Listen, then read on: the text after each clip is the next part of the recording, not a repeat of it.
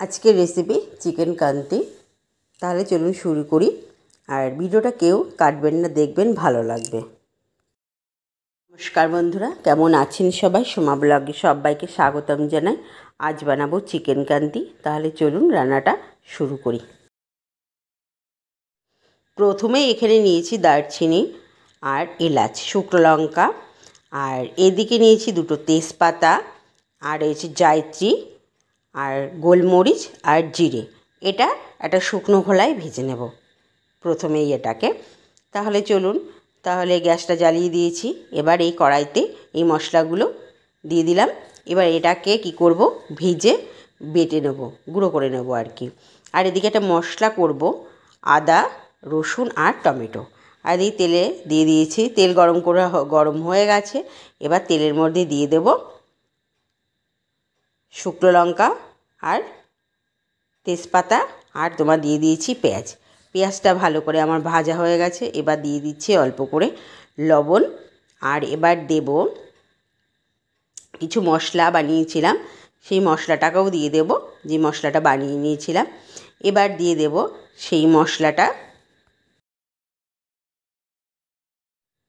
এবার মশলাটা অ্যাড করে দিলাম, দেওয়া হয়ে গেছে। এবার মশলাটাকে ভালো করে কষিয়ে নেব। দিচ্ছি হলুদ গুঁড়ো, আর দেব আর একটু লবণ দিয়েছি, দিয়ে এবার মশলাটাকে আর দিয়ে দিলাম লঙ্কার গুঁড়ো দিয়ে এবার বেশ ভালো করে মশলাটাকে কষিয়ে নেব।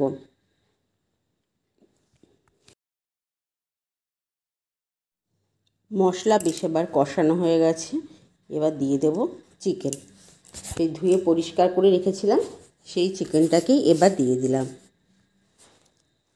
এবার বলুন আপনারা আমার ভিডিও কে কোথা থেকে দেখছেন, প্লিজ একটু বলবেন কমেন্টে এসে, তাহলে আমার একটু ভালো লাগবে।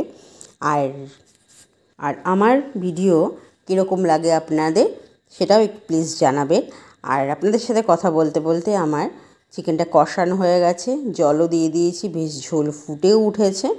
এবার যেই মশলাটা গুঁড়ো করে রেখেছিলাম সেই মশলাটা এবার দিয়ে দিচ্ছি, যে এর মেন উপকরণ যে মশলা চিকেন কান্তির, সেই মশলাটা এবার দিয়ে দিচ্ছি। আর আমার ভিডিও যদি আপনাদের ভালো লাগে তাহলে আমার পেজটিকে ফলো করে দেবেন, শেয়ার করে দেবেন। আর যদি ইউটিউব থেকে দেখে থাকেন তাহলে আমার চ্যানেলটিকে সাবস্ক্রাইব করে দেবেন।